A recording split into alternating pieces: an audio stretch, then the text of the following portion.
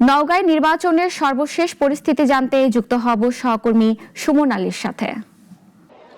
রাত পোহালে বহুল কাঙ্ক্ষিত ত্রয়োদশ জাতীয় সংসদ নির্বাচন ও গণভোট।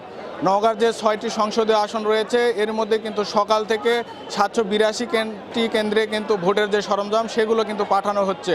আমি এই মুহূর্তে আছি নওগাঁ সদর উপজেলার সহকারী রিটার্নিং কর্মকর্তার কার্যালয়ে। আমি যদি এখানকার কথা বলি তাহলে আমি দেখেছি যে আসলে সকাল থেকেই নির্বাচনের দায়িত্বে থাকা প্রিজাইডিং ও সহকারী প্রিজাইডিং কর্মকর্তারা সহকারী রিটার্নিং কর্মকর্তার কাছ থেকে কিন্তু ভোটের যে সরঞ্জাম সেগুলো কিন্তু তারা বুঝে নিচ্ছেন।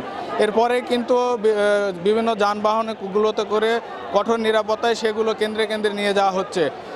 সব মিলে বলা চলে ভোটের যে পরিবেশ পরিস্থিতি নওগাঁতে এখনও সেটি খুবই ভালো রয়েছে।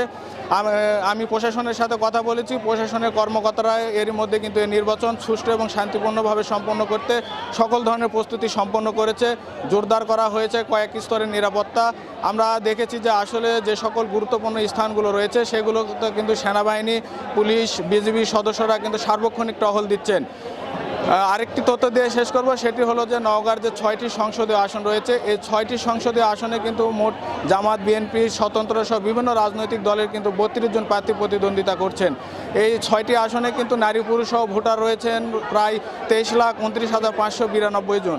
তো এই ছিল নওগাঁ থেকে ভোটের সর্বশেষ আমার কাছে খবর।